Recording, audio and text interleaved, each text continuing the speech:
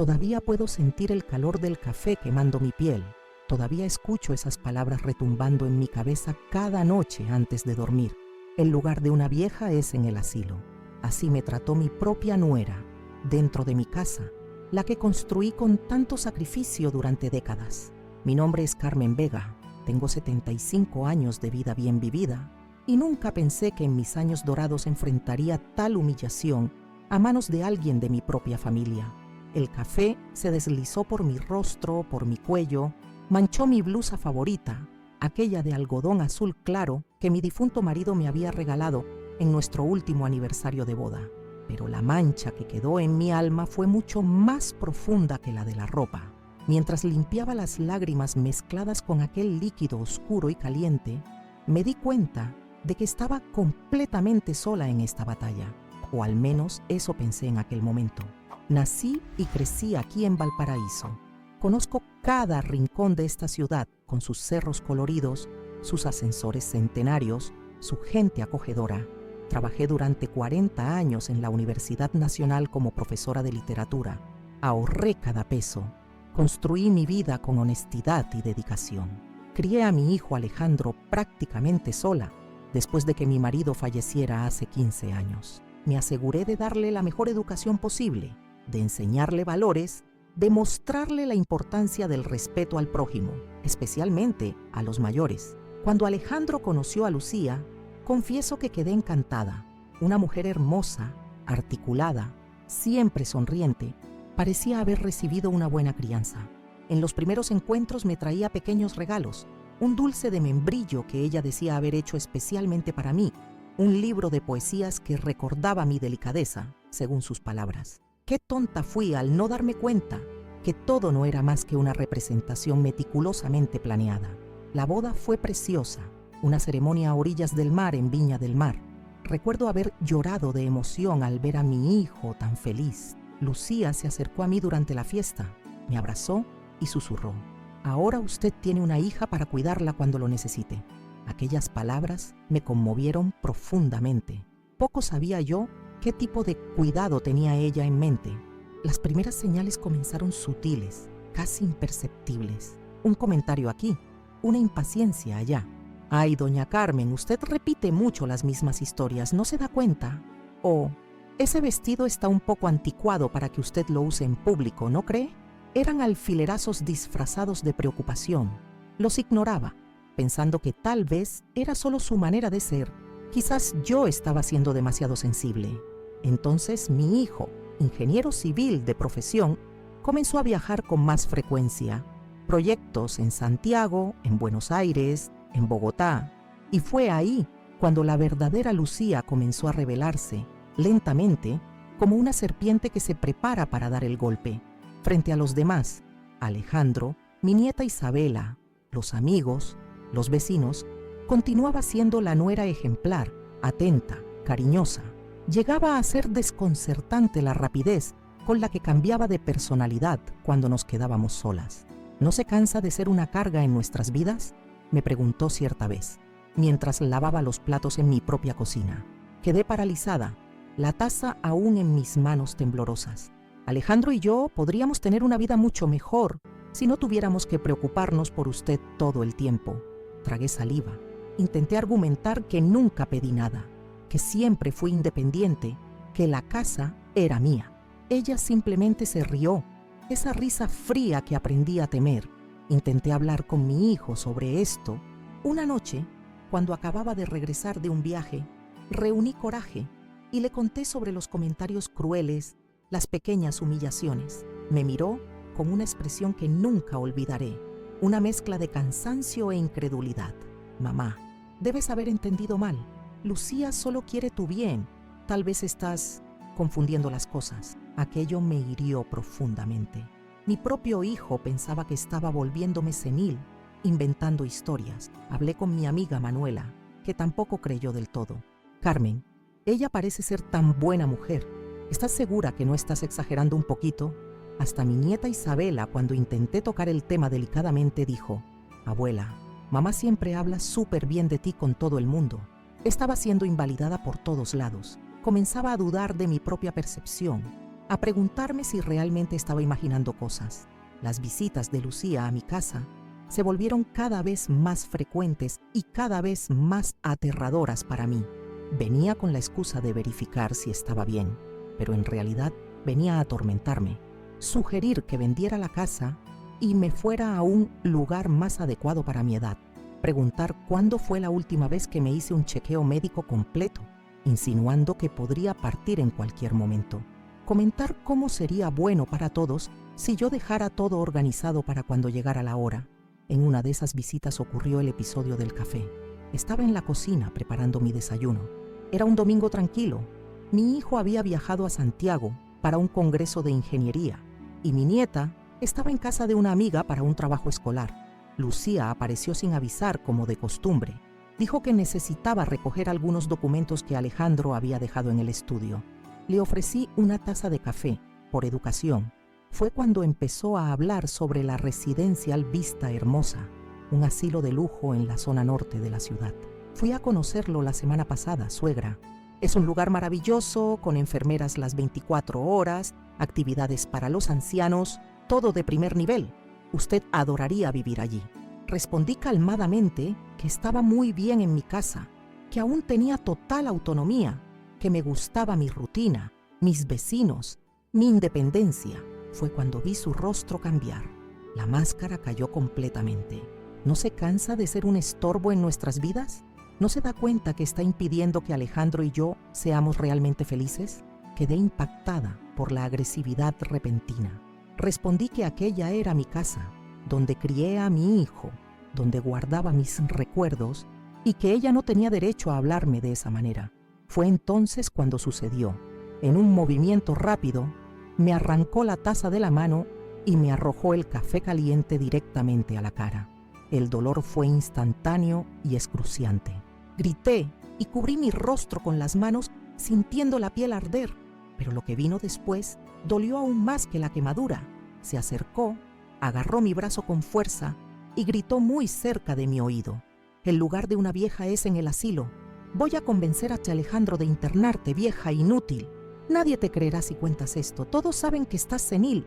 Quedé paralizada, temblando, mientras ella salía dando un portazo.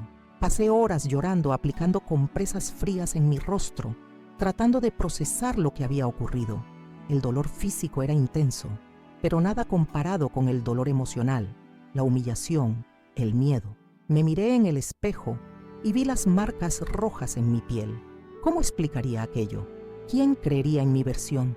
Fue en ese momento, viendo mi rostro herido reflejado en el espejo, que algo cambió dentro de mí.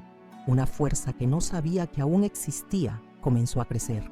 No podía seguir siendo víctima de aquella mujer.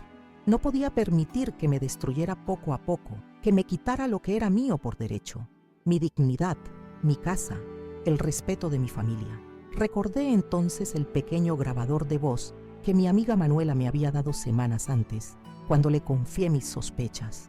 Por si acaso, Carmen, una nunca sabe cuándo necesitará probar algo, me había dicho. Aquella tarde, mientras trataba mis quemaduras, tomé una decisión que lo cambiaría todo. No confrontaría a Lucía inmediatamente. No contaría a nadie sobre el café. En vez de eso, decidí que era hora de documentar todo, de crear pruebas concretas que nadie pudiera negar. Esa misma noche, coloqué el pequeño grabador en la sala, debajo del portarretratos donde guardo la foto de mi difunto marido. Era como si él estuviera allí, testigo silencioso, protegiéndome de alguna manera. Lo que no sabía entonces, lo que nunca hubiera imaginado, era que las grabaciones revelarían una traición mucho más profunda y dolorosa que las crueles palabras de mi nuera. Una traición que vendría de quien menos esperaba, de la persona que más amaba en este mundo. Todavía puedo sentir el calor del café quemando mi piel. Todavía escucho esas palabras retumbando en mi cabeza cada noche antes de dormir. El lugar de una vieja es en el asilo. Así me trató mi propia nuera dentro de mi casa, la que construí con tanto sacrificio durante décadas. Mi nombre es Carmen Vega. Tengo 75 años de vida bien vivida y nunca pensé que en mis años dorados enfrentaría tal humillación a manos de alguien de mi propia familia. El café se deslizó por mi rostro, por mi cuello, Manchó mi blusa favorita, aquella de algodón azul claro que mi difunto marido me había regalado en nuestro último aniversario de boda. Pero la mancha que quedó en mi alma fue mucho más profunda que la de la ropa. Mientras limpiaba las lágrimas mezcladas con aquel líquido oscuro y caliente, me di cuenta de que estaba completamente sola en esta batalla, o al menos eso pensé en aquel momento. Nací y crecí aquí en Valparaíso. Conozco cada rincón de esta ciudad con sus cerros coloridos, sus ascensores centenarios, su gente acogedora. Trabajé durante 40 años en la Universidad Nacional como profesora de literatura. Ahorré cada peso. Construí mi vida con honestidad y dedicación. Crié a mi hijo Alejandro prácticamente sola, después de que mi marido falleciera hace 15 años. Me aseguré de darle la mejor educación posible, de enseñarle valores, de mostrarle la importancia del respeto al prójimo, especialmente a los mayores. Cuando Alejandro conoció a Lucía, confieso que quedé encantada. Una mujer hermosa, articulada, siempre sonriente, parecía haber recibido una buena crianza. En los primeros encuentros me traía pequeños regalos, un dulce de membrillo que ella decía haber hecho especialmente para mí, un libro de poesías que recordaba mi delicadeza, según sus palabras. Qué tonta fui al no darme cuenta que todo no era más que una representación meticulosamente planeada. La boda fue preciosa, una ceremonia a orillas del mar en Viña del Mar. Recuerdo haber llorado de emoción al ver a mi hijo tan feliz. Lucía se acercó a mí durante la fiesta, me abrazó y susurró: «Ahora usted tiene una hija para cuidarla cuando lo necesite». Aquellas palabras me conmovieron profundamente. Poco sabía yo qué tipo de cuidado tenía ella en mente. Las primeras señales comenzaron sutiles, casi imperceptibles. Un comentario aquí, una impaciencia allá. «Ay, doña Carmen, usted repite mucho las mismas historias, ¿no se da cuenta?» O «Ese vestido está un poco anticuado para que usted lo use en público, ¿no cree?». Eran alfilerazos disfrazados de preocupación. Los ignoraba, pensando que tal vez era solo su manera de ser. Quizás yo estaba siendo demasiado sensible. Entonces mi hijo, ingeniero civil de profesión, comenzó a viajar con más frecuencia. Proyectos en Santiago, en Buenos Aires, en Bogotá. Y fue ahí cuando la verdadera Lucía comenzó a revelarse, lentamente, como una serpiente que se prepara para dar el golpe. Frente a los demás, Alejandro, mi nieta Isabela, los amigos, los vecinos, continuaba siendo la nuera ejemplar, atenta, cariñosa. Llegaba a ser desconcertante la rapidez con la que cambiaba de personalidad cuando nos quedábamos solas. ¿No se cansa de ser una carga en nuestras vidas?, me preguntó cierta vez, mientras lavaba los platos en mi propia cocina. Quedé paralizada, la taza aún en mis manos temblorosas. Alejandro y yo podríamos tener una vida mucho mejor si no tuviéramos que preocuparnos por usted todo el tiempo. Tragué saliva. Intenté argumentar que nunca pedí nada, que siempre fui independiente, que la casa era mía. Ella simplemente se rió, esa risa fría que aprendí a temer. Intenté hablar con mi hijo sobre esto.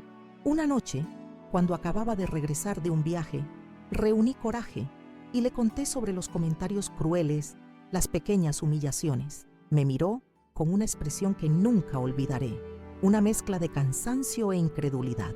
«Mamá, debes haber entendido mal. Lucía solo quiere tu bien. Tal vez estás confundiendo las cosas». Aquello me hirió profundamente. Mi propio hijo pensaba que estaba volviéndome senil, inventando historias. Hablé con mi amiga Manuela, que tampoco creyó del todo. «Carmen, ella parece ser tan buena mujer. ¿Estás segura que no estás exagerando un poquito?». Hasta mi nieta Isabela, cuando intenté tocar el tema delicadamente, dijo: «Abuela, mamá siempre habla súper bien de ti con todo el mundo». Estaba siendo invalidada por todos lados. Comenzaba a dudar de mi propia percepción, a preguntarme si realmente estaba imaginando cosas. Las visitas de Lucía a mi casa se volvieron cada vez más frecuentes y cada vez más aterradoras para mí. Venía con la excusa de verificar si estaba bien, pero en realidad venía a atormentarme, sugerir que vendiera la casa y me fuera a un lugar más adecuado para mi edad, preguntar cuándo fue la última vez que me hice un chequeo médico completo, insinuando que podría partir en cualquier momento, comentar cómo sería bueno para todos si yo dejara todo organizado para cuando llegara la hora. En una de esas visitas ocurrió el episodio del café. Estaba en la cocina preparando mi desayuno. Era un domingo tranquilo. Mi hijo había viajado a Santiago para un congreso de ingeniería y mi nieta estaba en casa de una amiga para un trabajo escolar. Lucía apareció sin avisar como de costumbre. Dijo que necesitaba recoger algunos documentos que Alejandro había dejado en el estudio. Le ofrecí una taza de café, por educación. Fue cuando empezó a hablar sobre la residencial Vista Hermosa, un asilo de lujo en la zona norte de la ciudad. Fui a conocerlo la semana pasada, suegra. Es un lugar maravilloso, con enfermeras las 24 horas, actividades para los ancianos, todo de primer nivel. Usted adoraría vivir allí. Respondí calmadamente que estaba muy bien en mi casa, que aún tenía total autonomía, que me gustaba mi rutina, mis vecinos, mi independencia. Fue cuando vi su rostro cambiar. La máscara cayó completamente. ¿No se cansa de ser un estorbo en nuestras vidas? ¿No se da cuenta que está impidiendo que Alejandro y yo seamos realmente felices?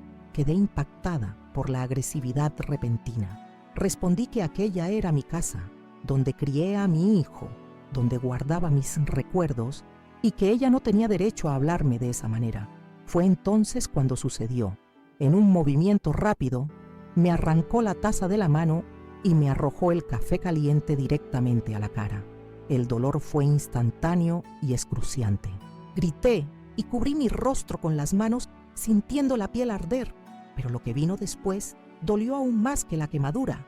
Se acercó, agarró mi brazo con fuerza y gritó muy cerca de mi oído: «El lugar de una vieja es en el asilo. Voy a convencer a Alejandro de internarte, vieja inútil. Nadie te creerá si cuentas esto. Todos saben que estás senil». Quedé paralizada, temblando, mientras ella salía dando un portazo. Pasé horas llorando, aplicando compresas frías en mi rostro, tratando de procesar lo que había ocurrido. El dolor físico era intenso, pero nada comparado con el dolor emocional, la humillación, el miedo. Me miré en el espejo y vi las marcas rojas en mi piel. ¿Cómo explicaría aquello? ¿Quién creería en mi versión? Fue en ese momento, viendo mi rostro herido reflejado en el espejo, que algo cambió dentro de mí. Una fuerza que no sabía que aún existía comenzó a crecer. No podía seguir siendo víctima de aquella mujer. No podía permitir que me destruyera poco a poco, que me quitara lo que era mío por derecho: mi dignidad, mi casa, el respeto de mi familia. Recordé entonces el pequeño grabador de voz que mi amiga Manuela me había dado semanas antes, cuando le confié mis sospechas. Por si acaso, Carmen, una nunca sabe cuándo necesitará probar algo, me había dicho. Aquella tarde, mientras trataba mis quemaduras, tomé una decisión que lo cambiaría todo. No confrontaría a Lucía inmediatamente. No contaría a nadie sobre el café. En vez de eso, decidí que era hora de documentar todo, de crear pruebas concretas que nadie pudiera negar. Esa misma noche, coloqué el pequeño grabador en la sala, debajo del portarretratos donde guardo la foto de mi difunto marido. Era como si él estuviera allí, testigo silencioso, protegiéndome de alguna manera. Lo que no sabía entonces, lo que nunca hubiera imaginado, era que las grabaciones revelarían una traición mucho más profunda y dolorosa que las crueles palabras de mi nuera. Una traición que vendría de quien menos esperaba, de la persona que más amaba en este mundo. Los días siguientes a ese incidente fueron una extraña mezcla de miedo y determinación. Me despertaba sobresaltada por las noches, con la sensación del café caliente en mi rostro, con el eco de aquellas palabras crueles resonando en mi cabeza. Las quemaduras sanaban lentamente, dejando manchas rojizas que intentaba ocultar con maquillaje. No quería que nadie supiera, todavía no. Cada mañana me miraba al espejo y me repetía: resiste, Carmen, reúne las pruebas, no dejes que te quiebren. La primera prueba llegó antes de lo esperado. Apenas 3 días después del incidente, Lucía apareció en mi puerta, sonriente como si nada hubiera ocurrido. Mi corazón se aceleró, pero mantuve la compostura. El grabador estaba encendido, escondido entre los libros de la estantería. «Doña Carmen, ¿cómo está hoy?», preguntó con esa dulzura falsa que ahora me resultaba nauseabunda. Le traje estas revistas sobre la residencial Vista Hermosa. Tiene unas habitaciones preciosas, ¿ve? Y un jardín donde podría pasar las tardes. Respiré hondo antes de contestar. Gracias, Lucía, pero ya te dije que no estoy interesada en mudarme a ninguna residencia. Su expresión cambió sutilmente. La sonrisa permaneció, pero sus ojos se endurecieron. Usted sabe que no tiene opción, ¿verdad? Es solo cuestión de tiempo. Alejandro y yo ya hemos hablado sobre esto. Él está muy preocupado por usted, por sus olvidos, por su inestabilidad. No tengo olvidos ni inestabilidad, respondí con firmeza. Estoy perfectamente lúcida y capaz de cuidar de mí misma. Se acercó entonces, invadiendo mi espacio personal como hacía siempre que quería intimidarme. ¿Recuerda lo que pasó la semana pasada? ¿Cómo confundió a Teresa, la vecina, con su hermana fallecida? ¿O cuando dejó la cocina encendida toda la noche? Alejandro está cada vez más convencido de que necesita supervisión constante. Ninguna de esas cosas había ocurrido. Eran mentiras fabricadas para hacer dudar a mi hijo, para hacerme dudar a mí misma. Pero en vez de defenderme acaloradamente como antes, simplemente sonreí. Qué curioso, Lucía. No recuerdo nada de eso porque nunca ocurrió. Pero dime, ¿por qué tanta insistencia con la residencia? Esta casa es mía y no tengo intención de dejarla. Su rostro se contrajo en una mueca de frustración momentánea. Usted no entiende, ¿verdad? Esta casa es demasiado grande para una persona sola. Es un desperdicio. Alejandro y yo pagamos un alquiler ridículo por un apartamento minúsculo, mientras usted ocupa este caserón. Es injusto. Ahí estaba. La verdadera razón detrás de tanto acoso, de tanta crueldad. No era preocupación por mi bienestar, era codicia pura y simple. Querían mi casa. La vida a veces es injusta, Lucía, respondí con calma. Esta casa la construimos mi marido y yo con el trabajo de décadas. Es mi hogar, mis recuerdos, mi refugio, y será mía hasta el día que yo decida otra cosa. Vi la rabia encenderse en sus ojos, pero se contuvo. Había testigos potenciales, vecinos que podrían oírnos. La máscara volvió a su lugar rápidamente. Piénselo bien, suegra, dijo con una sonrisa tensa mientras se dirigía a la puerta. Todos llegamos a un punto en que necesitamos ayuda. Algunos lo aceptan con dignidad, otros tienen que ser persuadidos. La amenaza apenas velada quedó flotando en el aire cuando cerró la puerta tras de sí. Esperé unos minutos para asegurarme de que se había ido realmente antes de recuperar el grabador. Había capturado cada palabra, cada tono amenazante. Era un comienzo. Durante las semanas siguientes, seguí el mismo patrón. Cada vez que Lucía me visitaba, el grabador estaba listo, escondido en diferentes lugares, a veces bajo el mantel, otras entre los cojines del sofá o detrás de las macetas en la terraza donde solíamos tomar el té. Poco a poco, una colección de evidencias se fue acumulando.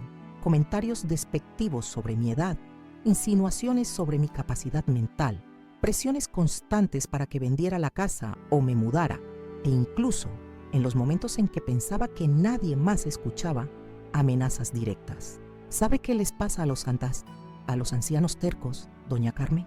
Me dijo una tarde mientras regaba mis plantas. Tienen accidentes, se caen por las escaleras, se queman con el agua caliente, se olvidan de tomar sus medicinas. Y entonces la familia no tiene más remedio que internarlos, por su propio bien, claro. Cada grabación la guardaba cuidadosamente, haciendo copias que escondía en diferentes lugares, una en casa de Manuela, otra en una caja de seguridad en el banco, una tercera en un sobre sellado en manos del doctor Mendoza, mi médico de confianza desde hace décadas. Si algo me pasaba, si de algún modo Lucía lograba internarme contra mi voluntad, habría evidencias que no podría destruir. Mientras tanto, decidí fortalecer mi posición de otras maneras. Visité al doctor Mendoza para un examen cognitivo completo. Estás mejor que yo, Carmen, bromeó después de las pruebas. Tu memoria, razonamiento y capacidad de decisión están perfectamente intactos. Diría que por encima de la media para tu grupo de edad. Me entregó un informe detallado que certificaba mi plena capacidad mental, otro documento que guardé en lugares seguros. También contacté discretamente a Valentina Castillo, una trabajadora social del Centro de Apoyo para Adultos Mayores. Le expliqué mi situación, le mostré algunas grabaciones, le enseñé las marcas ya casi desaparecidas de las quemaduras del café. Lo que usted describe es un caso claro de abuso psicológico contra personas mayores, doña Carmen, me explicó con expresión grave. Lamentablemente, es más común de lo que creemos. especialmente cuando hay intereses económicos de por medio, como su casa. Me habló de las opciones legales disponibles, desde medidas cautelares hasta denuncias formales por maltrato. Me presentó a Diego Morales, un abogado especializado en derechos de adultos mayores, quien me explicó paso a paso cómo podría protegerme legalmente. Con estas grabaciones tenemos un caso sólido, me aseguró Diego, pero entiendo su reticencia a proceder inmediatamente. Es su nuera, la madre de su nieta. Las repercusiones familiares serían significativas. Tenía razón. No quería destruir a mi familia. No quería que Isabela quedara atrapada en medio de un conflicto legal entre su abuela y su madre. Necesitaba más tiempo, más pruebas, quizás una oportunidad de hablar con Alejandro a solas, hacerle ver la verdad sin que pareciera un ataque a su esposa. Esa oportunidad llegó un jueves por la tarde. Alejandro me llamó para decirme que pasaría a visitarme después del trabajo. Solo él, sin Lucía ni Isabela. «Necesito hablar contigo, mamá», dijo, y había algo en su voz que no pude identificar. Preocupación, culpa, determinación. Preparé su comida favorita, pastel de choclo, y esperé con el corazón acelerado. ¿Sería este el momento de mostrarle las grabaciones? ¿Estaría listo para escuchar la verdad sobre la mujer con la que compartía su vida? Cuando llegó, noté que parecía tenso, preocupado. Besó mi mejilla distraídamente y se sentó a la mesa sin apenas mirarme a los ojos. «Mamá», comenzó después de unos bocados en silencio, «Lucía y yo hemos estado hablando. Estamos preocupados por ti, por cómo vas a manejar esta casa tú sola a medida que pase el tiempo». Mi corazón se hundió. Ya sabía hacia dónde iba esta conversación. «La residencia Vista Hermosa tiene un lugar disponible», continuó, aún sin mirarme directamente. «Es una suite privada, con vistas al jardín. Fuimos a verla ayer. Es realmente agradable. Podrías llevar tus cosas personales, decorarla a tu gusto». «Alejandro», interrumpí suavemente, «sabes que no quiero irme de mi casa. Estoy perfectamente bien aquí. Sigo activa, tengo mis amigos, mi rutina». Finalmente levantó la mirada y lo que vi en sus ojos me dejó helada. No era preocupación por mi bienestar. Era algo más calculador, más distante. «No es solo por ti, mamá. Esta casa es demasiado grande para una persona sola. El mantenimiento es costoso y nosotros, bueno, pagamos un alquiler que apenas podemos permitirnos mientras tú tienes todo este espacio». Las palabras de Lucía saliendo de la boca de mi hijo, la misma argumentación, casi idéntica. Era como si la hubiera ensayado, como si ella le hubiera dictado qué decir. «Esta casa es mía, hijo», respondí con una calma que no sentía. «Tu padre y yo trabajamos toda la vida para tenerla. Es mi hogar». Alejandro suspiró, pasándose una mano por el cabello en un gesto de frustración que reconocí desde su infancia. «Sí, es tuya ahora, pero eventualmente será mía, ¿no? Soy tu único hijo. ¿Por qué no adelantar un poco el proceso? Podríamos venderla o ponerla a mi nombre. Usar ese dinero para asegurar tu atención en la residencia por el resto de tu vida. Todos ganaríamos». Me quedé sin palabras por un momento. No era solo Lucía entonces. Mi propio hijo estaba activamente participando en el plan para despojarme de mi hogar. La traición era completa. «¿Y si no quiero irme?», pregunté finalmente, midiendo cada palabra. «¿Y si decido quedarme aquí hasta el final de mis días?». Su expresión se endureció. «Mamá, seamos realistas. Ya no estás en edad de vivir sola. Tienes olvidos, confusiones. La semana pasada dejaste la cocina encendida toda la noche. Podrías haber provocado un incendio». La misma mentira que había inventado Lucía, palabra por palabra. ¿Hasta qué punto estaban coordinados en esta manipulación? «Eso nunca ocurrió, Alejandro», respondí con firmeza. «Jamás he dejado la cocina encendida. Jamás he tenido los olvidos y confusiones de los que Lucía te ha hablado». «¿Ves? Ahí está otra vez», dijo, con un tono condescendiente que me heló la sangre. «No recuerdas tus propios olvidos. Es parte del proceso, mamá. El doctor Méndez nos explicó que es típico en las primeras etapas de la demencia». «¿Doctor Méndez?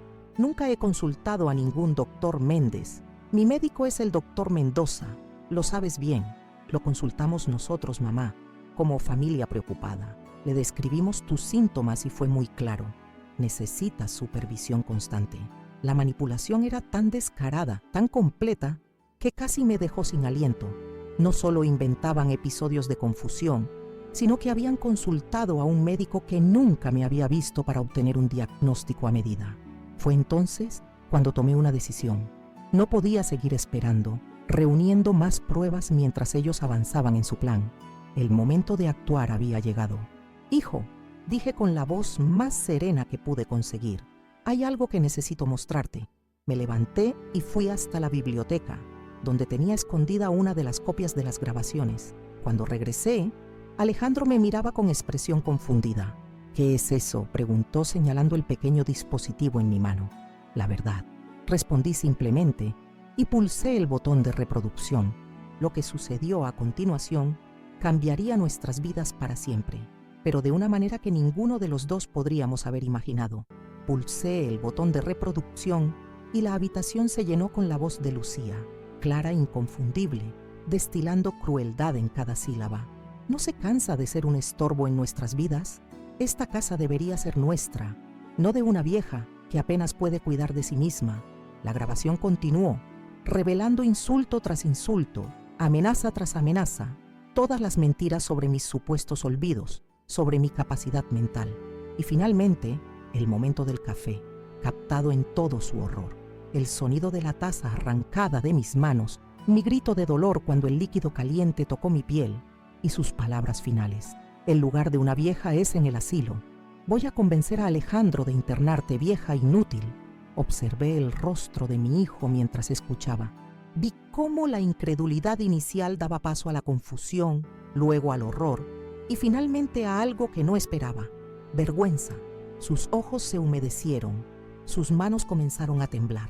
Cuando la grabación terminó, se hizo un silencio pesado, casi tangible entre nosotros.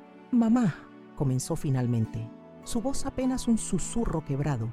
«Yo no sabía, no imaginaba que ella te tratara así». Quería creerle. Dios sabe que quería creer que mi hijo no era cómplice consciente de este abuso. Pero las dudas persistían. ¿Cómo explicar que repitiera exactamente las mismas mentiras que Lucía había inventado? ¿Cómo justificar su insistencia en quitarme la casa? «Hay más grabaciones», dije con calma. «Semanas de ellas. Todas muestran el mismo patrón de abuso, las mismas mentiras sobre mi estado mental, la misma obsesión por esta casa». Alejandro se levantó bruscamente, dando vueltas por la habitación como un animal enjaulado. «Esto es monstruoso. No puedo creer que ella...». Y yo le creí cada palabra. Creí que realmente estabas confundida, que necesitabas ayuda. Se detuvo, mirándome con ojos torturados. ¿Cómo pude ser tan estúpido? Había algo en su reacción que no terminaba de encajar. Remordimiento genuino o el pánico de quien ha sido descubierto. Decidí presionar un poco más. «¿Y qué hay de tu insistencia en que venda la casa o la ponga a tu nombre? ¿También fue idea de Lucía?». Su rostro se contrajo en una mueca de dolor. Se dejó caer pesadamente en el sofá, cubriéndose el rostro con las manos. «No exactamente». Tomó aire profundamente. «Estamos en problemas, mamá. Grandes problemas financieros. Hice algunas inversiones que salieron terriblemente mal. Debemos mucho dinero. Estamos a punto de perder el apartamento. ¿Y por eso decidiste que la solución era quitarme mi casa?». Mi voz sonaba más herida que acusadora. «No, bueno, no así. No de esta manera». Alejandro parecía genuinamente angustiado. «Pensé que podríamos hablar, llegar a un acuerdo, que quizás considerarías ayudarnos. Pero entonces Lucía comenzó a hablar de tus episodios, de que ya no estabas en condiciones de vivir sola, y todo se fue complicando». Ahí estaba la verdad. Finalmente, no era el cerebro detrás del plan, pero tampoco era inocente. La desesperación financiera lo había hecho vulnerable a las manipulaciones de Lucía. Lo había vuelto ciego ante el sufrimiento de su propia madre. «¿Le dijiste que me presionara para que vendiera? ¿Le diste permiso para tratarme así?». «No», exclamó horrorizado. «Nunca le pedí que te maltratara, que te humillara. Jamás habría consentido algo así. Hablamos de convencerte de que la casa era demasiado grande, de que estarías mejor en un lugar con asistencia, pero nunca imaginé que ella llegaría a estos extremos». Quería creerle. Una parte de mí necesitaba desesperadamente creer que mi hijo no había orquestado deliberadamente mi tormento. Pero entonces recordé algo. Había más grabaciones que él aún no había escuchado. Hay algo más que deberías oír, dije, tomando otro dispositivo de grabación de un cajón cercano. Esto lo grabé hace 3 días, cuando Lucía no sabía que yo estaba en casa. Llegó temprano, pensando que estaba en mi clase de acuarela. Pulsé reproducir, y la voz de Lucía llenó nuevamente la habitación. Pero esta vez no estaba sola. Estaba hablando por teléfono. Ya sé que estoy siendo dura con tu madre, pero tú mismo dijiste que necesitábamos esa casa cuanto antes. El banco nos está presionando y necesitamos liquidez. Sí, entiendo que es difícil para ti enfrentarla directamente. Por eso acordamos que yo sería la mala de la película. La sangre abandonó el rostro de Alejandro. Se quedó petrificado, mirando el grabador como si fuera una serpiente venenosa. No fue así, balbuceó, pero su voz carecía de convicción. ¿No acordaron que ella sería la mala de la película? ¿No le dijiste que necesitábamos la casa cuanto antes? Mi voz era tranquila, pero implacable.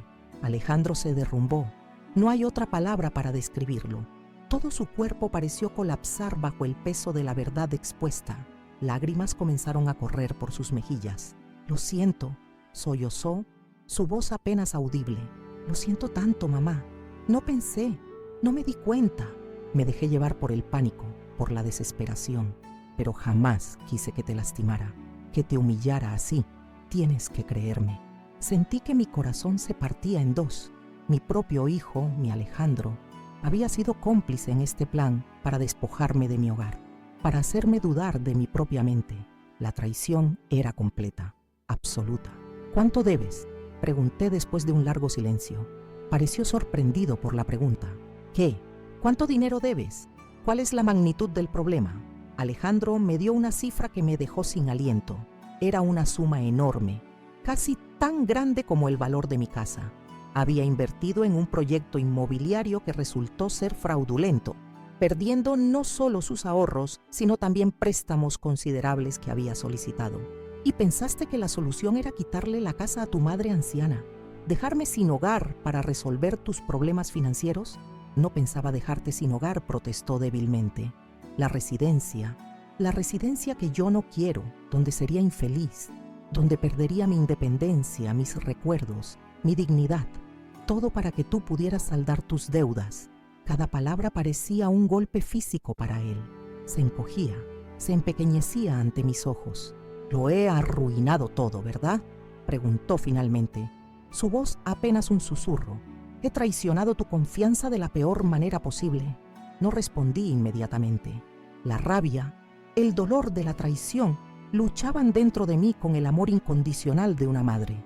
Este hombre destrozado frente a mí seguía siendo mi hijo, el niño que había criado sola tras la muerte de mi marido, el estudiante brillante que me llenó de orgullo, el hombre en quien había depositado toda mi confianza. ¿Isabela sabe algo de esto?, pregunté finalmente. Negó con la cabeza. No tiene idea de nuestros problemas financieros. Lucía y yo hemos intentado protegerla de todo esto. ¿Y qué le has dicho sobre mí? ¿Sobre mis supuestos olvidos? Su expresión se tornó aún más miserable. Lucía le ha estado mencionando que estás teniendo problemas de memoria, que a veces actúas de manera extraña. Yo lo he confirmado cuando ella pregunta. Otra puñalada. Mi propia nieta siendo manipulada para creer que su abuela estaba perdiendo la cabeza. ¿Cuánto daño más habían causado en su desesperación? Necesito que te vayas ahora, Alejandro, dije con una calma que me sorprendió a mí misma. Necesito tiempo para pensar, para decidir qué hacer con todo esto. ¿Qué vas a hacer?, preguntó, el miedo evidente en su voz. ¿Las grabaciones? No lo sé todavía, respondí honestamente, pero te sugiero que hables con Lucía antes de que yo lo haga, que le expliques que lo sé todo, que tengo pruebas de todo. Se levantó lentamente, como si cada movimiento le costara un esfuerzo tremendo. En la puerta se detuvo, mirándome con ojos enrojecidos. Te amo, mamá. A pesar de todo, a pesar de lo que hice, te amo. Y lo siento tanto. Yo también te amo, hijo, respondí, sintiendo las lágrimas que había estado conteniendo deslizarse finalmente por mis mejillas. Por eso esto duele tanto. Después que se fue, me quedé sentada en el silencio de mi sala, rodeada por los recuerdos de una vida completa, fotografías de tiempos más felices, los libros que había coleccionado durante décadas, los pequeños tesoros acumulados a lo largo de los años. Esta casa no era solo paredes y techo, era la materialización física de mi historia, de mi identidad. Esa noche no dormí. Las emociones conflictivas me mantenían despierta, la rabia por la traición, el dolor de saber que mi propio hijo había conspirado contra mí, pero también la preocupación por su situación, la angustia de verlo tan desesperado. ¿Qué debía hacer? ¿Denunciar el abuso? ¿Confrontar a Lucía? ¿Ayudar a Alejandro con sus deudas a pesar de todo? Al amanecer tomé mi decisión. Llamé primero a Diego Morales, el abogado que había conocido a través de Valentina. Le expliqué la situación completa y le pedí que viniera a mi casa esa misma mañana. Después llamé a Manuela. Necesitaba el apoyo de mi amiga más cercana para lo que estaba a punto de hacer. Cuando ambos llegaron, les mostré todas las grabaciones. Les expliqué la magnitud del problema financiero de Alejandro. Les conté sobre la confrontación de la noche anterior. Tiene un caso sólido para una denuncia por abuso contra personas mayores, confirmó Diego después de escuchar todo. Las grabaciones son evidencia irrefutable, pero entiendo su reticencia a proceder legalmente contra su propio hijo y su nuera. No quiero destruir a mi familia, expliqué, pero tampoco puedo permitir que esto continúe, que me manipulen, que me maltraten, que intenten quitarme mi hogar.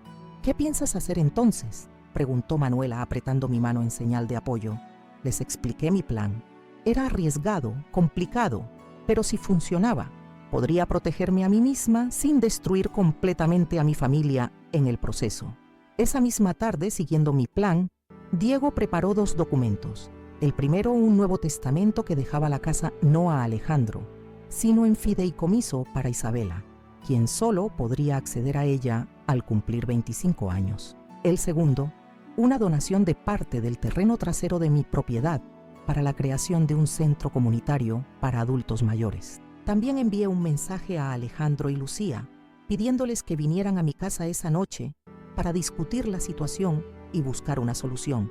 Incluí específicamente a Isabela en la invitación, diciendo que como parte de la familia, merecía estar presente en una decisión tan importante. Las horas previas a su llegada fueron tensas. Manuela se quedó conmigo, ayudándome a preparar té y galletas como si fuera una reunión social normal, no la confrontación que cambiaría nuestras vidas para siempre. Diego volvería más tarde, trayendo los documentos ya formalizados. A las 7 en punto sonó el timbre. Respiré hondo, preparándome para el momento más difícil que había enfrentado desde la muerte de mi marido. Manuela apretó mi hombro en señal de apoyo, antes de retirarse discretamente a la cocina, donde permanecería como testigo silencioso. Abrí la puerta para encontrar a mi familia. Alejandro parecía haber envejecido años en un solo día, su rostro marcado por el remordimiento y la ansiedad. Lucía mantenía su máscara de nuera perfecta, aunque noté cierta tensión en su sonrisa. E Isabela, mi querida nieta de 16 años, me miraba con una mezcla de confusión y preocupación. Claramente, no entendía por qué había sido incluida en esta reunión. «Pasen», dije con calma. «Tenemos mucho de qué hablar». Los guié hasta la sala, donde había dispuesto las sillas en círculo, sin la barrera de una mesa entre nosotros. Quería verles las caras claramente durante lo que estaba por venir. «Abuela, ¿estás bien?», preguntó Isabela inmediatamente sentándose a mi lado. «Papá y mamá han estado actuando raro todo el día, y ahora esta reunión familiar repentina». «Estoy perfectamente bien, cariño», respondí tomando su mano. «Mejor que en mucho tiempo, de hecho, porque finalmente vamos a hablar con la verdad, toda la verdad». Lucía se tensó visiblemente. Alejandro bajó la mirada, incapaz de sostener la mía. «¿De qué verdad hablas, abuela?». «De la verdad sobre lo que ha estado pasando en esta familia durante los últimos meses», respondí, y sin más preámbulos, tomé el grabador y presioné el botón de reproducción. Lo que siguió fue una de las experiencias más dolorosas y catárticas de mi vida. Vi el horror crecer en el rostro de mi nieta mientras escuchaba a su madre insultarme, amenazarme, tratarme con una crueldad que jamás habría imaginado. Vi la vergüenza en el rostro de mi hijo cuando se reprodujo la conversación telefónica que revelaba su complicidad. Y vi la máscara de Lucía desmoronarse completamente, reemplazada por una expresión de furia y miedo al verse expuesta. Cuando las grabaciones terminaron, un silencio sepulcral cayó sobre la habitación, roto solo por los sollozos ahogados de Isabela. ¿Cómo pudieron?, susurró finalmente, mirando a sus padres con incredulidad. ¿Cómo pudieron tratar así a la abuela? Ella nos ha dado todo. Lucía fue la primera en recuperarse. Carmen, esto es completamente inapropiado, dijo, intentando recuperar el control de la situación. Exponer conversaciones privadas frente a nuestra hija, manipuladas además para hacerme quedar como la villana. No están manipuladas y lo sabes, interrumpí con firmeza. Cada palabra es real y hay docenas de horas más grabadas. Copias en manos de mi abogado, de asistentes sociales, de amigos de confianza. ¿Abogado? La alarma en su voz era evidente. ¿Qué pretendes con todo esto? Justicia, respondí simplemente. Y protección. Fue entonces cuando sonó el timbre. Diego había llegado con los documentos. Lo que sucedió a continuación cambiaría para siempre el rumbo de nuestras vidas, de maneras que ninguno de nosotros podría haber anticipado. Diego entró con la dignidad serena que caracteriza a los abogados con experiencia. Llevaba un maletín de cuero gastado y una expresión imperturbable que me dio confianza. Lo presenté formalmente a mi familia, aunque solo Isabela mostró la cortesía de saludarlo. Lucía lo miraba como si fuera una serpiente venenosa que había entrado en su hogar, y Alejandro parecía haberse encogido aún más en su asiento, como si quisiera desaparecer. El licenciado Morales ha estado asesorándome en las últimas semanas, expliqué con calma. Me ha ayudado a entender mis opciones legales frente al abuso que he sufrido. ¿Abuso? Lucía soltó una risa forzada, intentando mantener su fachada. Carmen, esto es ridículo. Las familias discuten, tienen desacuerdos. Convertir eso en un caso legal es extremo. Diego colocó su maletín sobre la mesa y lo abrió con precisión metódica. Señora Montero, lo que se escucha en esas grabaciones va mucho más allá de desacuerdos familiares. Constituye abuso psicológico contra una persona mayor y, en el caso del incidente del café, abuso físico. Ambos son delitos graves según la Ley 20.427.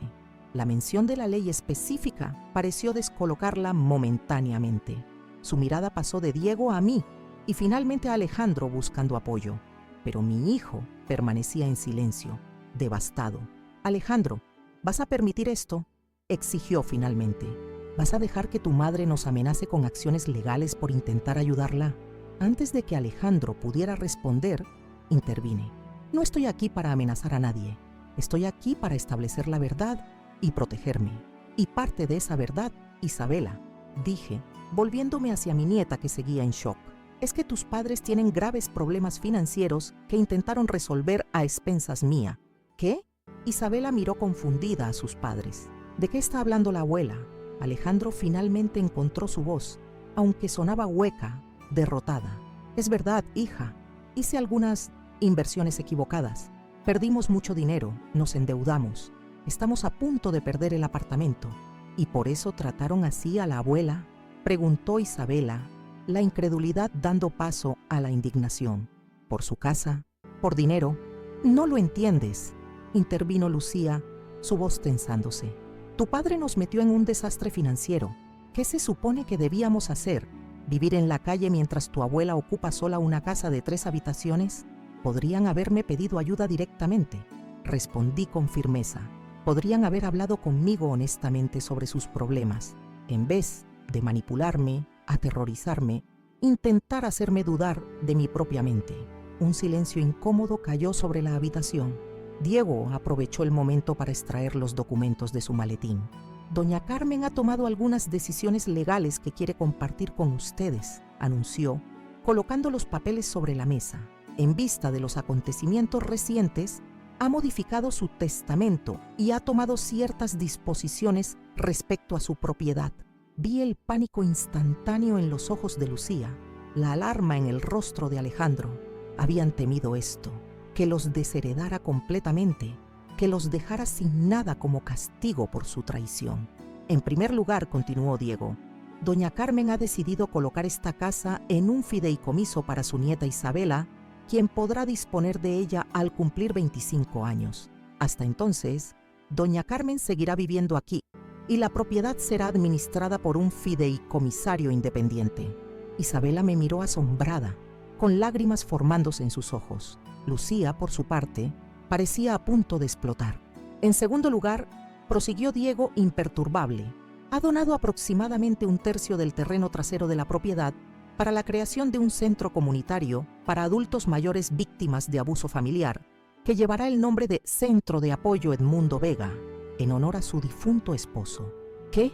La exclamación escapó simultáneamente de Lucía y Alejandro. Mientras ustedes planeaban quitarme mi hogar, dije con una calma que sorprendió incluso a mí misma.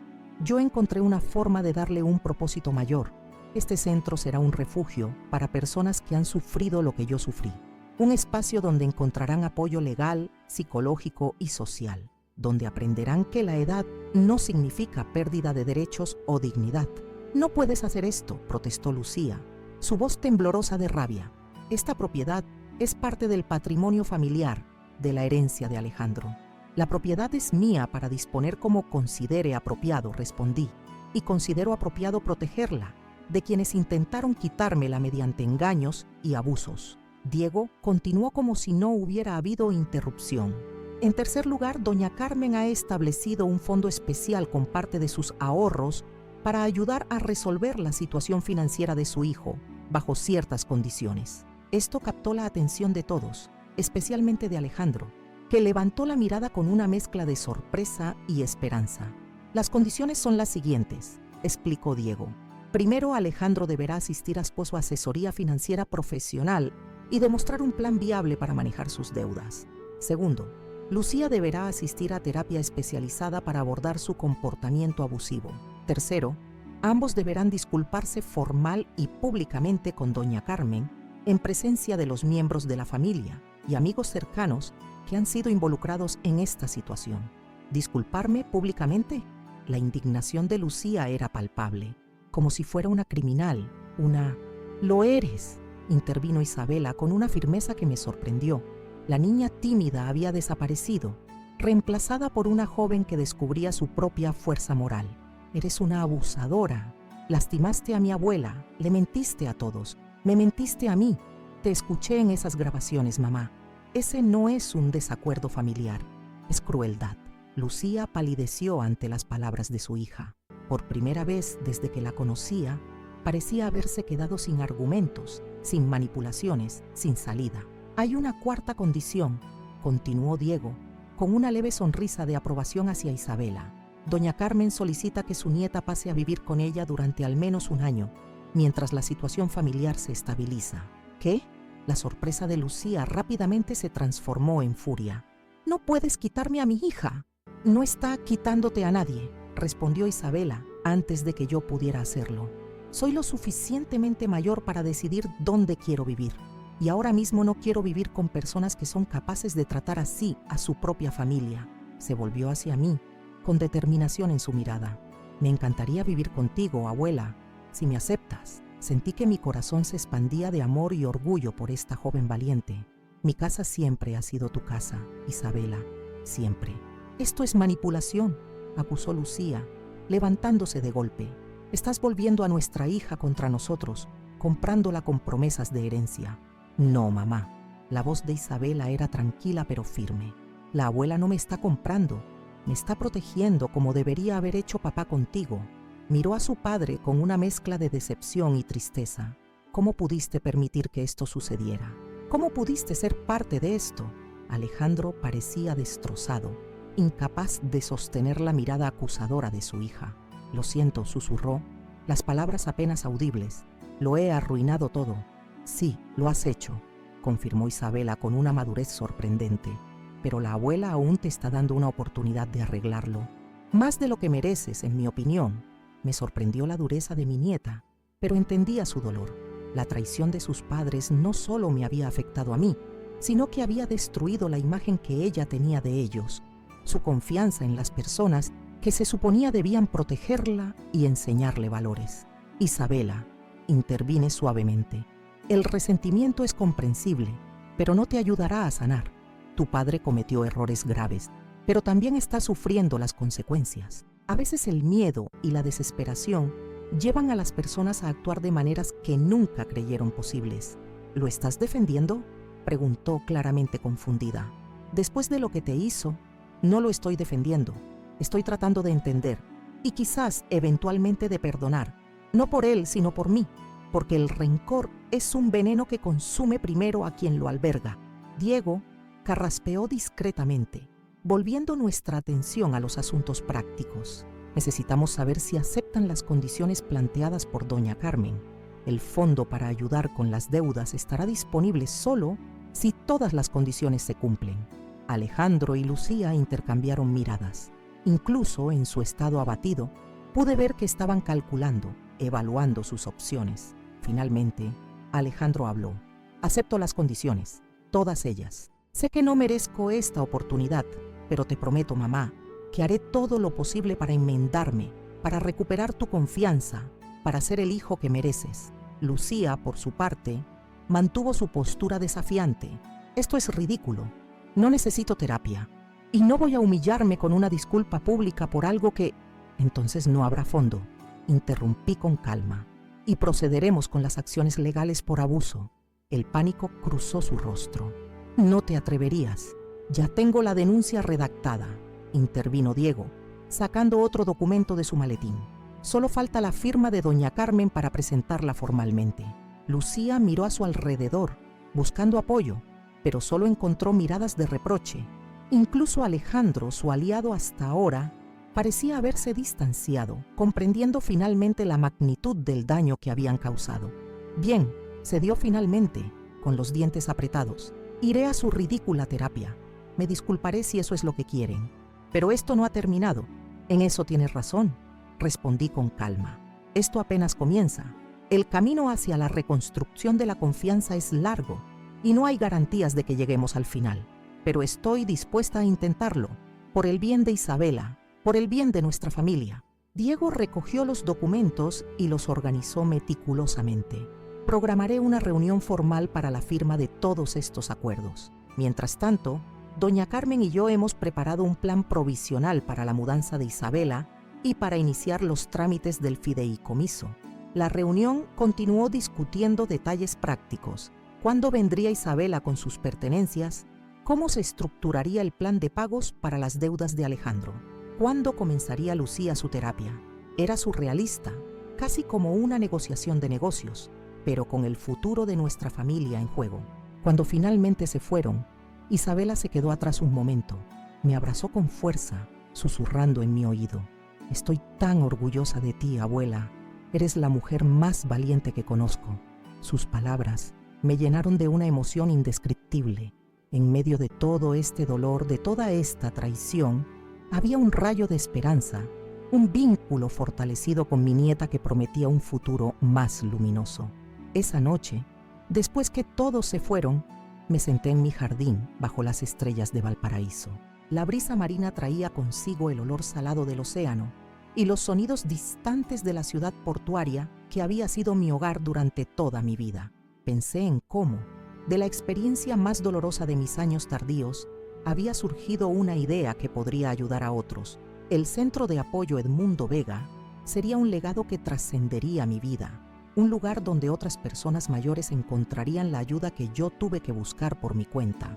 En los días siguientes, mientras Isabela se instalaba en lo que había sido el cuarto de invitados, comencé a planificar más concretamente el centro.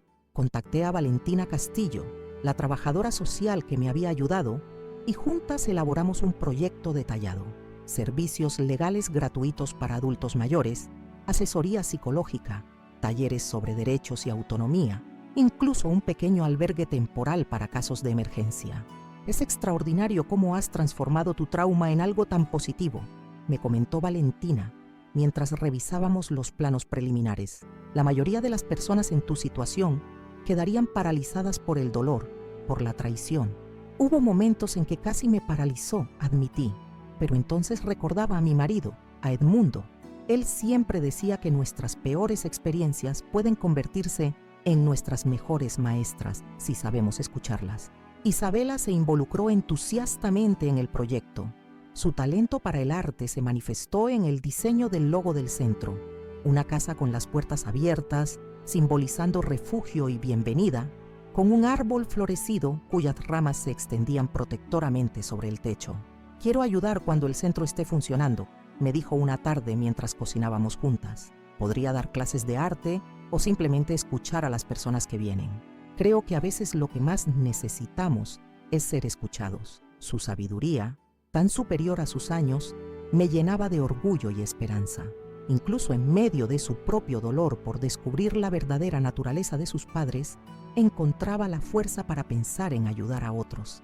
Alejandro cumplió su palabra.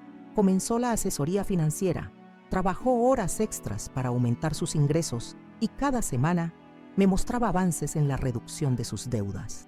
Nuestras conversaciones seguían siendo tensas, cargadas de remordimiento por su parte y de una cautelosa reserva por la mía, pero poco a poco, como un jardín después del invierno, algo nuevo comenzaba a crecer entre nosotros.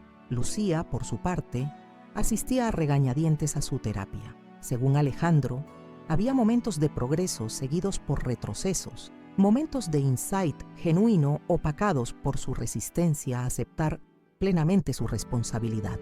No esperaba milagros. Algunas personas simplemente no tienen la capacidad de cambio profundo, pero al menos, bajo la supervisión de su terapeuta y con las grabaciones como evidencia irrefutable, sus comportamientos abusivos habían cesado.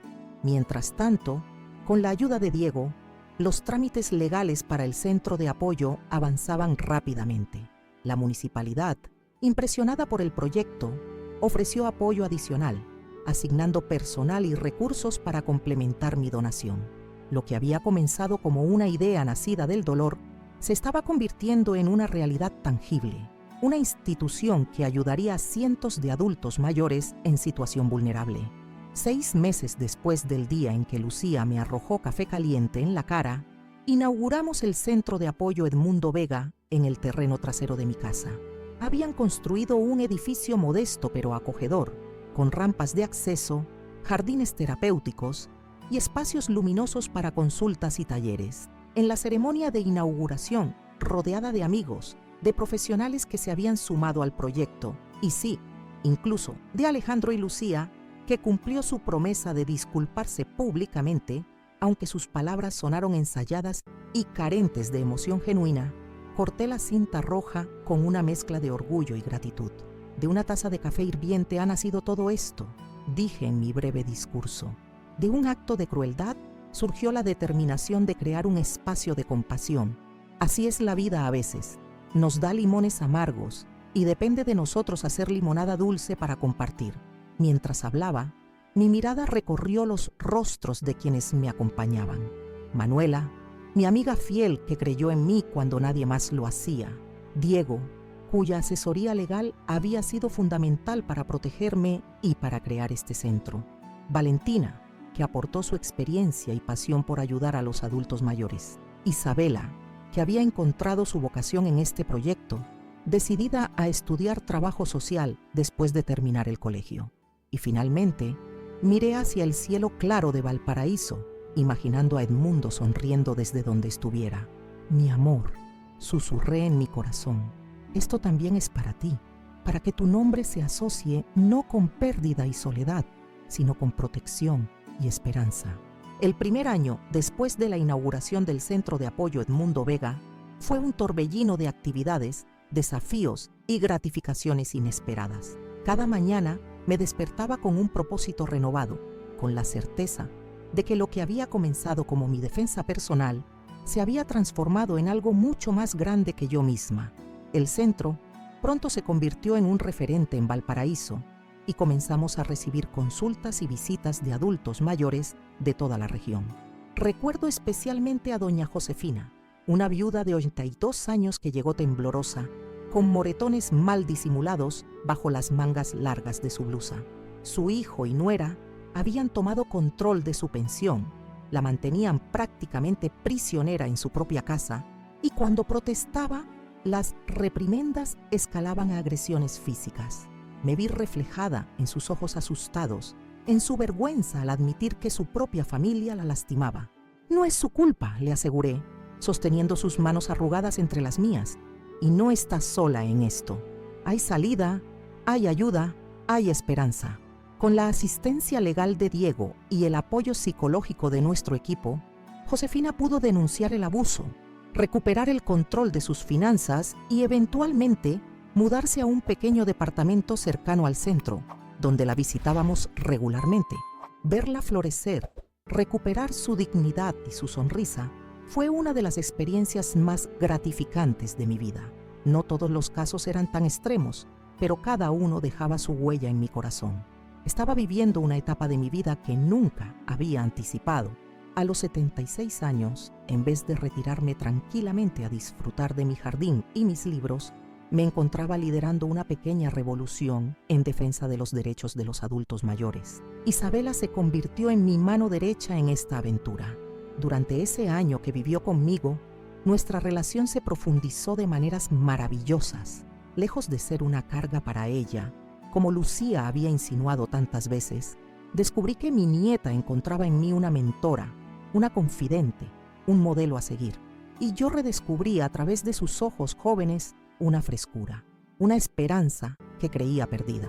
¿Sabes, abuela?, me dijo una noche mientras compartíamos un té en el porche, observando las luces de los barcos en la bahía. Antes de todo esto, tenía miedo de envejecer. Mamá siempre hablaba de la vejez como si fuera una enfermedad, algo terrible que debía evitarse a toda costa. Y ahora, pregunté curiosa por su reflexión, ahora veo que la edad es solo un número. Lo que importa es cómo vives, la diferencia que haces. Mira todo lo que has logrado a tus 76 años. Has ayudado a decenas de personas. Has creado algo que seguirá existiendo mucho después que nosotros nos hayamos ido. Eso es inmortalidad, ¿no crees? Sus palabras me conmovieron profundamente.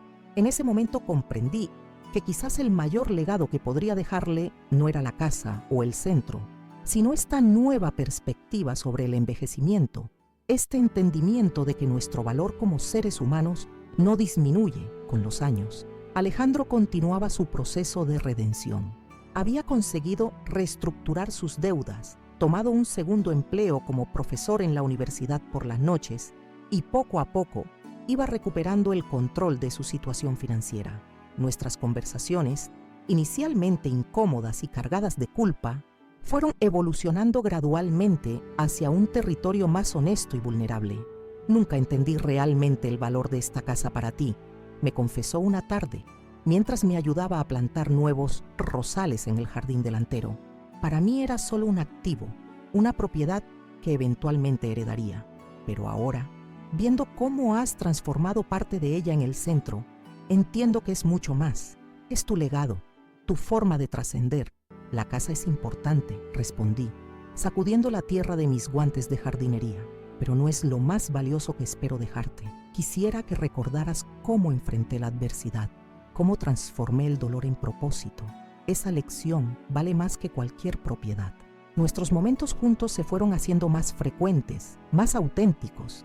No olvidé su traición, pero sí aprendí a contextualizarla dentro de la compleja trama de sus circunstancias y debilidades. El perdón, descubrí, no es un momento único, sino un proceso continuo, una decisión que se renueva cada día. Con Lucía, en cambio, las cosas evolucionaron de manera diferente. Asistió a su terapia durante el tiempo estipulado, cumplió formalmente con todos los requisitos de nuestro acuerdo, pero nunca mostró un arrepentimiento genuino. Su relación con Alejandro se deterioró progresivamente, especialmente cuando él comenzó a establecer límites más claros y a cuestionar sus manipulaciones. No me sorprendió cuando aproximadamente un año después de la inauguración del centro, Alejandro me comunicó que habían decidido separarse. Ya no puedo seguir viviendo con alguien que fue capaz de tratar así a mi madre y que sigue sin reconocerlo realmente, me explicó con una mezcla de tristeza y determinación. La terapia le ayudó a controlar sus comportamientos, pero no a cambiar su esencia. Y yo ya no soy el mismo hombre inseguro que permitía que me manipulara. La separación fue civilizada en apariencia, pero tensa en realidad. Lucía intentó inicialmente limitar el tiempo que Isabela pasaba conmigo y con el centro, argumentando que yo la alienaba contra ella. Pero a sus 17 años, Isabela tenía suficiente criterio propio y no dudaba en expresarlo. «No necesito que la abuela me diga nada, mamá», le respondió cuando intentó prohibirle que me visitara. «Tengo ojos y oídos. Vi cómo la trataste.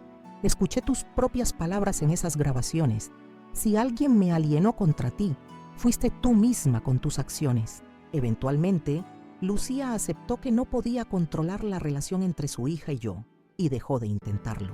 Se mudó a Santiago, donde encontró trabajo en una empresa inmobiliaria. Nos veíamos solo en ocasiones específicas relacionadas con Isabela, interacciones breves y formales que manejábamos con civilidad distante. A medida que el centro crecía, también lo hacía mi red de contactos y mi comprensión de la magnitud del problema que estábamos abordando. El abuso contra los adultos mayores resultó ser un fenómeno mucho más extendido de lo que había imaginado inicialmente. Las estadísticas eran alarmantes. 1 de cada 10 adultos mayores sufría algún tipo de maltrato, y la gran mayoría de los casos nunca se denunciaban. Comencé a dar charlas en otras ciudades, a participar en foros y congresos sobre derechos de las personas mayores.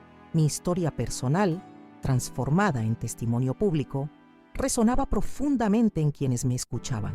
No era solo una experta hablando desde la teoría, era una sobreviviente compartiendo desde la experiencia vivida. Su valor para hablar abiertamente sobre esto es revolucionario, doña Carmen, me comentó un día la directora de un programa nacional de protección al adulto mayor, después de una de mis presentaciones en Concepción.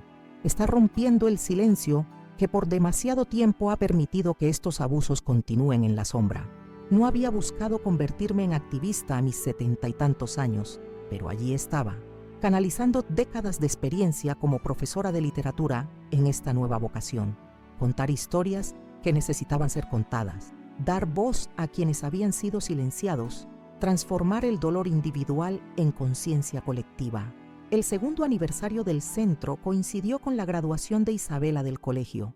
Organizamos una celebración doble, reuniendo a los usuarios y voluntarios del centro junto con amigos y familiares. Fue una tarde luminosa de diciembre, con el aire cargado del aroma de las flores del jardín y la brisa del Pacífico refrescando el ambiente. Durante la celebración, Isabela me sorprendió con un anuncio que no esperaba. «Quiero comunicarles algo importante», dijo, de pie junto a mí frente a todos los invitados. «He sido aceptada en la Universidad de Chile para estudiar trabajo social, y cuando me gradúe, mi plan es especializarme en gerontología para continuar el legado de mi abuela aquí en el Centro Edmundo Vega». Los aplausos estallaron y sentí que las lágrimas inundaban mis ojos. No había mayor regalo que saber que lo que había construido con tanto esfuerzo continuaría floreciendo después de mí, que el propósito que había encontrado en mis años tardíos se extendería a través de las manos jóvenes y el corazón comprometido de mi nieta. Esa noche, después que todos se marcharon, Alejandro se quedó para ayudarme a ordenar. Lo observé mientras recogía vasos y platos con una eficiencia tranquila, tan diferente del hombre ansioso y desesperado que había conspirado para quitarme mi casa 2 años atrás. «Estás orgulloso de ella, ¿verdad?», pregunté refiriéndome a Isabela. «Inmensamente», respondió, con una sonrisa genuina, «y agradecido contigo por ser el modelo que la inspiró a tomar este camino, a pesar de todo lo que pasó, o quizás precisamente por ello». Nos sentamos en el porche a compartir una última taza de té, contemplando el jardín iluminado por pequeñas luces que habíamos instalado para la celebración. El silencio entre nosotros era cómodo, sanador. «¿Sabes qué es lo más irónico de todo esto, mamá?», reflexionó finalmente. Lucía estaba obsesionada con la idea de que envejecer es perder poder, relevancia, autonomía. Por eso trataba tan mal a las personas mayores, porque las veía como símbolos de lo que temía convertirse. Y mira ahora, tú, a tus 77 años, tienes más propósito, más impacto en la comunidad, más conexiones significativas que ella a sus 44. Su observación me hizo sonreír. Nunca había pensado en ello de esa manera, pero tenía razón. La etapa de mi vida que Lucía había visto como una decadencia a ser temida, se había convertido en mi renacimiento, en mi momento de mayor contribución. «El envejecimiento no es para cobardes», cité, recordando una frase que mi querido Edmundo solía repetir. «Requiere coraje enfrentar las pérdidas, adaptarse a los cambios, seguir encontrando significado cuando la sociedad te dice que ya no importas, pero también trae regalos, perspectiva, sabiduría, libertad de las expectativas ajenas». «Me enseñas lecciones todos los días, mamá», dijo Alejandro, apretando suavemente mi mano. y me siento afortunado de poder seguir aprendiéndolas, a pesar de lo cerca que estuve de perder esa oportunidad por mi propia estupidez. Esa noche, antes de dormir, me detuve frente al espejo de mi habitación. Observé las arrugas que surcaban mi rostro, las manchas de la edad en mis manos, el cabello completamente blanco que enmarcaba mis facciones. Pero más allá de esos signos externos del tiempo transcurrido, vi algo que Lucía nunca había sido capaz de ver: dignidad, fortaleza, propósito. Vi a una mujer que había transformado una de las experiencias más dolorosas de su vida en un movimiento que ahora ayudaba a cientos de personas. Al día siguiente, recibí una llamada inesperada. La Comisión Nacional del Adulto Mayor quería nominarme para un premio nacional por mi labor con el centro. La noticia me tomó por sorpresa, pero lo que realmente me conmovió fue el comentario de la persona que llamó. Su historia, doña Carmen, ha inspirado a muchas personas a hablar, a buscar ayuda, a no resignarse al maltrato. Ha convertido su experiencia personal en un faro de esperanza para otros. Eso es lo que queremos reconocer. Cuando colgué el teléfono, me quedé mirando por la ventana hacia el centro, donde un grupo de adultos mayores participaba en un taller de pintura al aire libre. Sus risas llegaban hasta mí, ligeras como la brisa marina. Pensé en cómo un solo acto de crueldad, una taza de café hirviente arrojada a mi rostro, había desencadenado una serie de eventos que ahora resultaban en esta escena de alegría y creatividad compartida. La vida tiene esa extraña manera de sorprendernos, de transformar nuestras heridas más profundas en fuentes de sanación para otros. El café que quemó mi piel aquel domingo había dejado marcas que eventualmente desaparecieron. Pero las marcas invisibles, las del alma, las había transformado en algo hermoso y perdurable, un refugio para quienes, como yo, necesitaban saber que no estaban solos, que merecían respeto, que su dignidad no disminuía con los años. Hoy, mientras comparto esta historia con ustedes, han pasado casi 3 años desde aquel incidente. Tengo 78 años y más energía que muchas personas décadas más jóvenes. El Centro Edmundo Vega ha crecido más allá de nuestras expectativas iniciales. Ahora contamos con un equipo de abogados, psicólogos y trabajadores sociales que atienden casos en toda la región. Hemos ayudado a modificar políticas locales sobre protección al adulto mayor, y nuestro modelo ha sido replicado en otras ciudades de Chile. Alejandro encontró finalmente estabilidad financiera y emocional.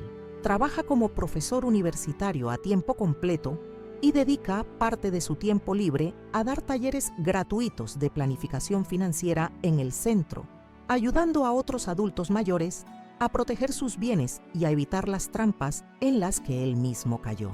Isabela está en su 2º año de universidad, brillante y comprometida como siempre. Vive en una residencia estudiantil en Santiago durante la semana, pero regresa a Valparaíso cada fin de semana para ayudar en el centro y, según sus propias palabras, recargar baterías con la sabiduría de la abuela. En cuanto a Lucía, nuestros caminos se cruzan muy pocas veces, y cuando lo hacen, mantenemos una cortesía distante. No he vuelto a sentir miedo en su presencia. El poder que una vez tuvo sobre mí se desvaneció cuando decidí enfrentarla, cuando me negué a ser su víctima. A veces pienso en ella con cierta compasión, atrapada en sus propios miedos, incapaz de ver la belleza y el propósito que pueden encontrarse en cada etapa de la vida. Mi casa sigue siendo mi refugio, ahora compartido ocasionalmente con Isabela y lleno de las risas y conversaciones de los amigos que nos visitan regularmente. El fideicomiso garantiza que permanecerá como un espacio de apoyo y sanación mucho después de que yo me haya ido, un legado tangible para las generaciones venideras. Si algo he aprendido en estos años, es que nunca es tarde para defender tu dignidad, para reconstruir tu vida, para encontrar un propósito que te trascienda. La edad puede traer limitaciones físicas, pero también trae claridad sobre lo que realmente importa, libertad de las expectativas ajenas y la sabiduría para transformar incluso las experiencias más dolorosas en lecciones valiosas. A todos ustedes que me han escuchado contar esta historia, les dejo esta reflexión. El respeto y la dignidad no son privilegios que se pierden con los años, son derechos inalienables que merecemos hasta nuestro último aliento. Y si alguna vez enfrentan el tipo de abuso que yo enfrenté, recuerden que no están solos, que hay ayuda disponible, que su voz merece ser escuchada. Como dice el lema del Centro Edmundo Vega, la dignidad no tiene edad. Palabras que nacieron de una taza de café hirviente y la determinación de una mujer que se negó a ser silenciada. Y así, con el sol de Valparaíso iluminando mi jardín y el sonido de voces animadas llegando desde el centro, cierro este capítulo de mi historia, agradecida por la oportunidad de compartirla con ustedes, de transformar mi experiencia personal en un testimonio que quizás ayude a otros a encontrar su propia voz, su propio valor, su propio camino hacia la dignidad y la justicia. Porque al final, eso es lo que todos buscamos, ¿no es cierto? No solo sobrevivir, sino florecer. No solo existir, sino dejar huella. No solo envejecer, sino envejecer con propósito, con gracia, con la satisfacción de saber que nuestra vida ha significado algo, que hemos hecho del mundo un lugar un poco mejor de lo que lo encontramos. Queridos amigos que me han acompañado hasta aquí, gracias por escuchar mi historia, por permitirme compartir cómo una taza de café hirviente lanzada a mi rostro cambió el rumbo de mi vida y me llevó a descubrir una fortaleza que no sabía que poseía. Como pueden ver, lo que comenzó como un acto de crueldad terminó transformándose en un propósito que ha ayudado a cientos de personas y se ha convertido en mi legado más importante.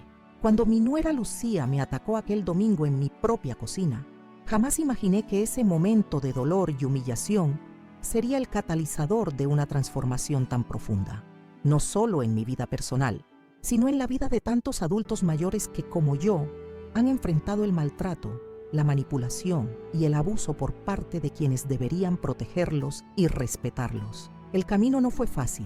Descubrir que mi propio hijo Alejandro estaba, en cierta medida, involucrado en el plan para despojarme de mi casa, fue quizás el golpe más doloroso.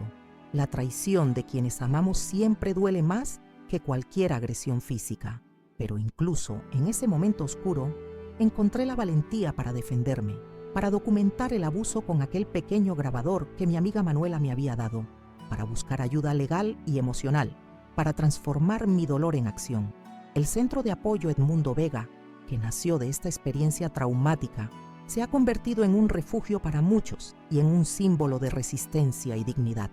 Cada vez que veo a alguien como doña Josefina recuperar su sonrisa y su autonomía después de años de maltrato, siento que todo lo que sufrí tuvo un propósito mayor: la reconstrucción de mi relación con Alejandro, el fortalecimiento del vínculo con mi nieta Isabela e incluso la liberación del poder que Lucía una vez tuvo sobre mí. Son testimonios de que el perdón y la sanación son posibles, aunque el camino sea largo y a veces doloroso.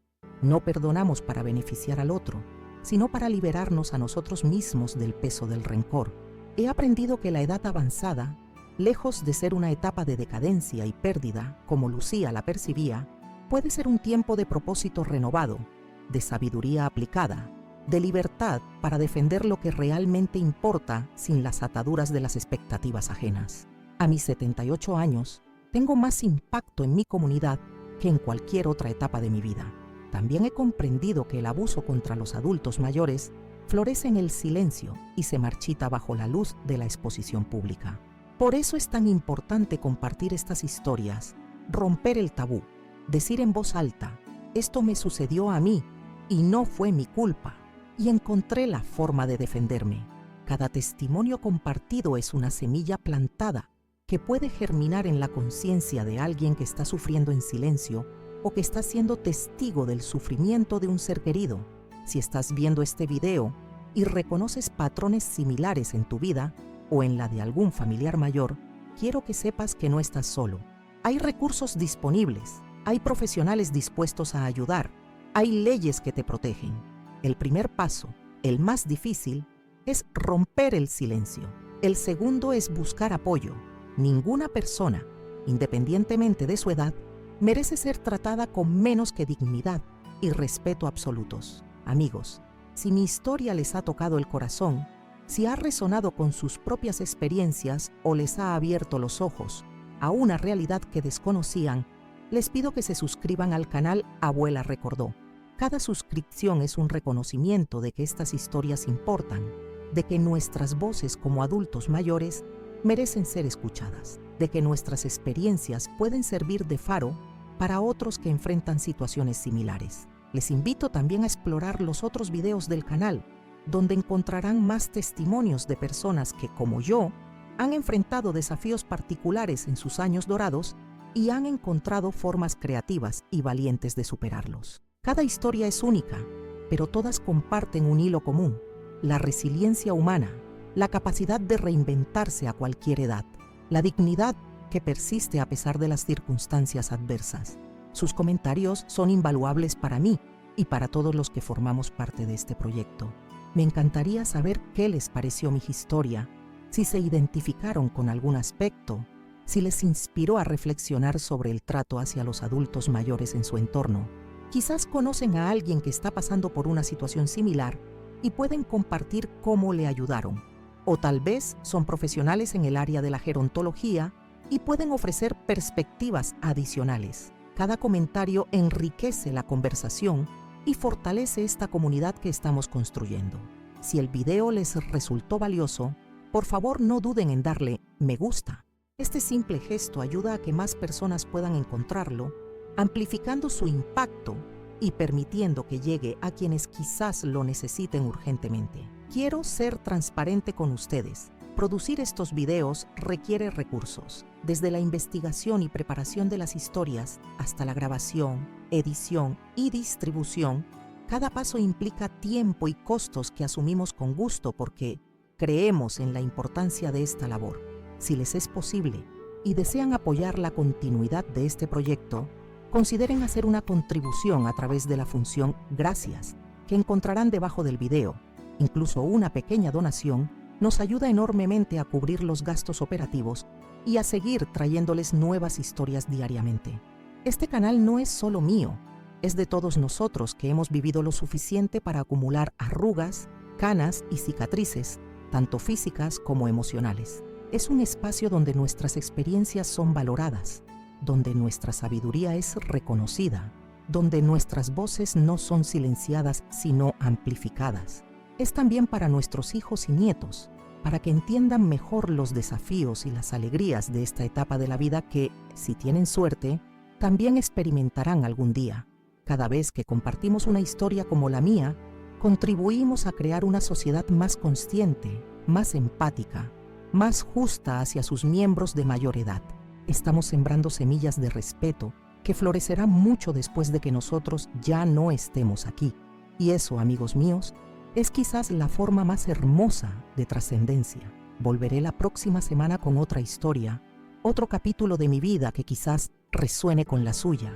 Mientras tanto, cuídense, ábranse a la posibilidad de que sus años tardíos sean los más significativos, los más impactantes, los más auténticamente vividos.